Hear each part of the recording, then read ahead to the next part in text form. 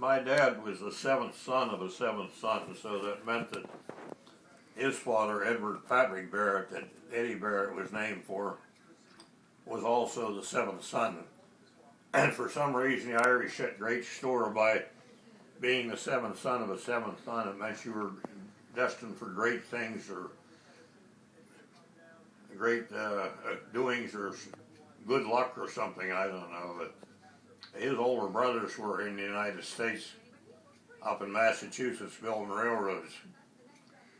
And when he got to be, I think around 14, they sent enough money over to Ireland so he could come and join them in the United States. I think they were probably working around Springfield, Massachusetts, I'm guessing at that time, doing railroad construction. And when the Civil War started, they had a draft, but it was unlike the World War II draft. You could buy your way out of it legally. So if you got called for service, which they didn't call foreigners, since they were Irish, he was not a U.S. citizen yet. He wasn't subject to the draft, but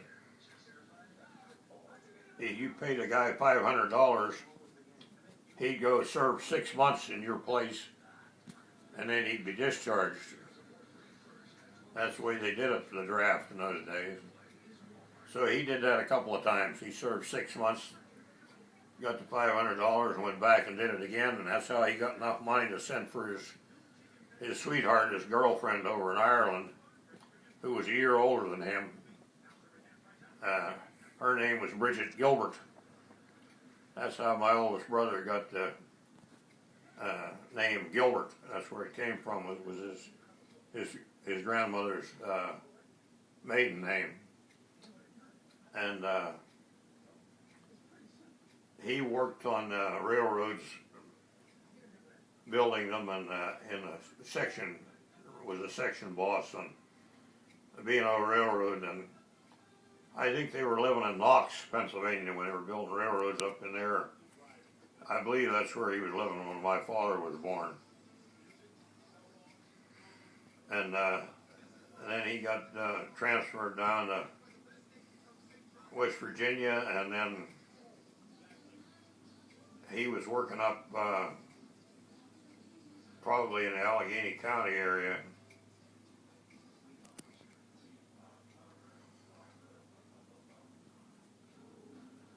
Because that's where my mother's family lived, was in Coriopolis, which is where the Swickley Bridge is upstream. The old Swickley Bridge was before they built the Interstate 79, and Interstate 79 has an exit off of the bridge.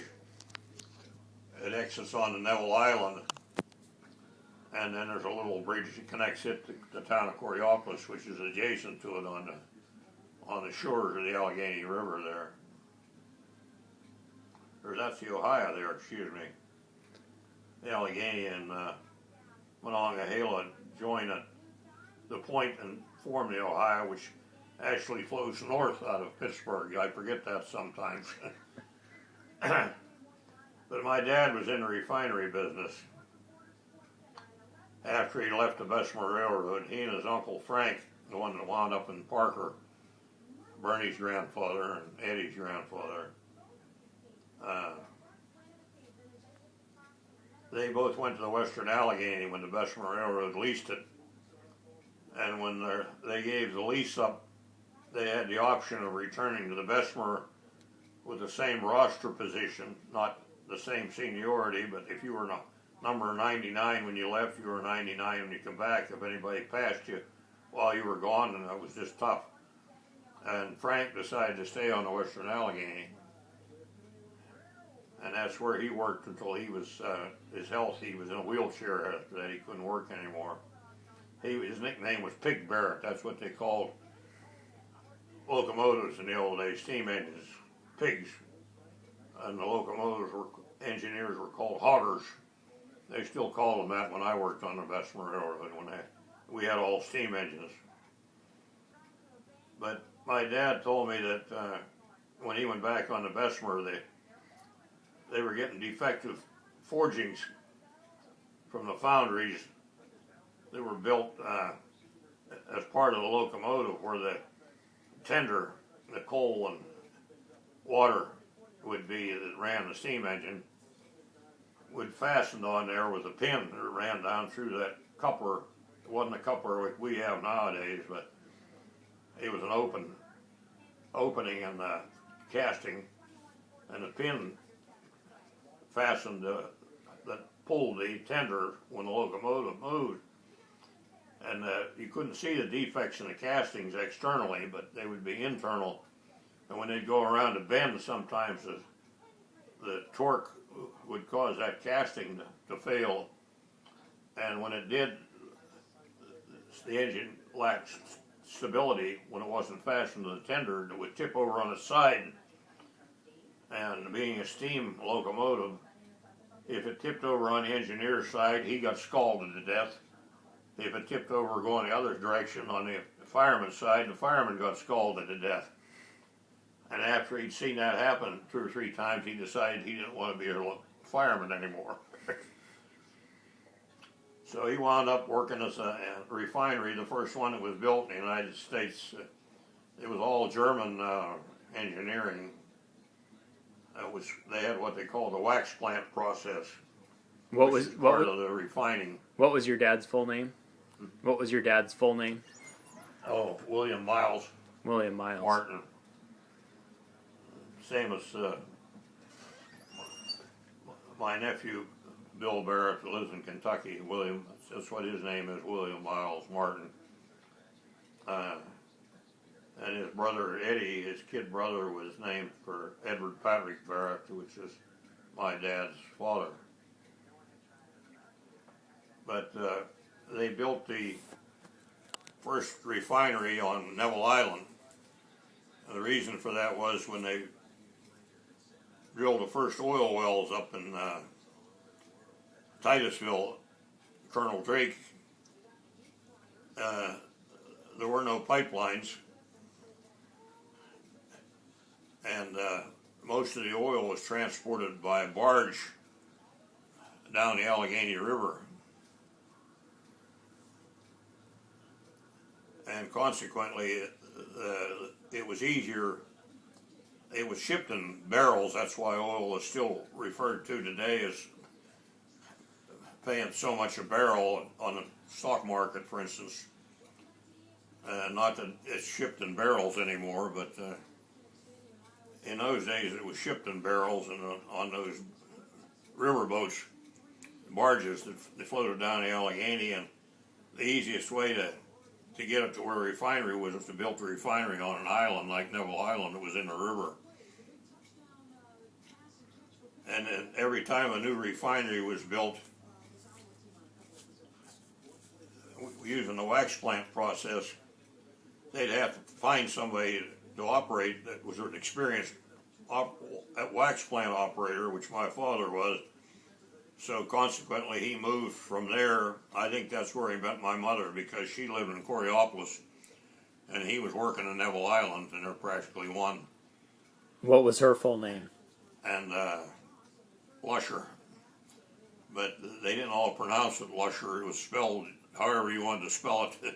They spell it Lusher. I seen it spelled different ways. And some pronounced it Lozier, but he got moved to Franklin, Pennsylvania, when they built a refinery up there. And I think from there he went to Bruin when they opened a refinery down there. That's where my sister was born. And when they opened the Pendrake refinery in Carn City, he moved there, and that's where I was born. But your dad and his twin brother Charlie were born in Coriopolis.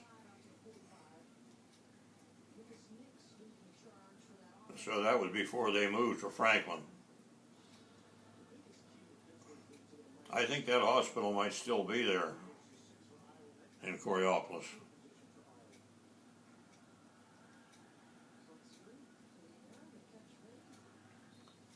I never went up to the old house, but when Bill came home after the war one time, he took my mother down there, and he had her up there where the old house was that they lived in on the hillside in Coriopolis, because she told me about it.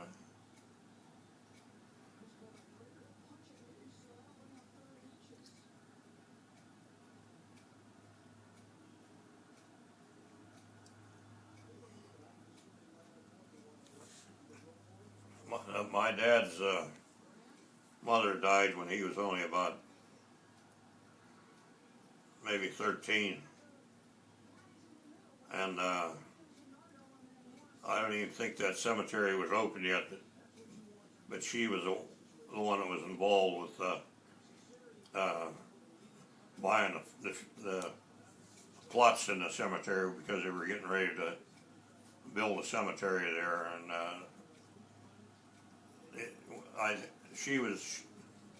if she was buried somewhere else originally, she was moved there anyway. I'm not sure how that happened, because I think when she died it wasn't even open yet. But they put that big stone cross with the family name on it, Barrett, up there. Geibels, ancestors of the Geibels that still own that funeral home. Steve tried to talk me into taking that big stone cross, which sits on a big boulder itself as a base. He wanted to take it out of there, make headstones out of it, and said you could have another 6 or 8 graves if you did that, but I wouldn't do it. I told him it reminded me of pictures I've seen of the rocky coast of the County Mayo in Ireland, the western coast of Ireland, and I said if they wanted to put it up there, I'm certainly not going to take it down. So it's still there. There's only one grave left up there, and that'll be mine. But I don't intend to be buried in a casket anyway. I intend to have be cremated like my sister was. My Uncle Frank's buried up there, the one that lives in Parker, but they never got a headstone put up. His descendants, for some reason or other, so I don't remember whether I gave that map of that cemetery lot to Geibels or not. I probably did.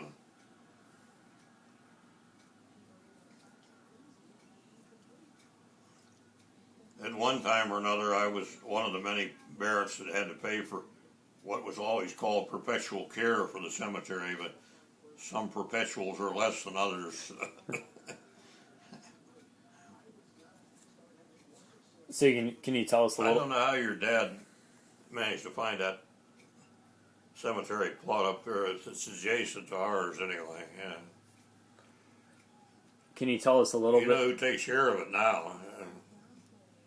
I mean, not the day-to-day maintenance, but Pam Drain was here earlier today. Oh yeah.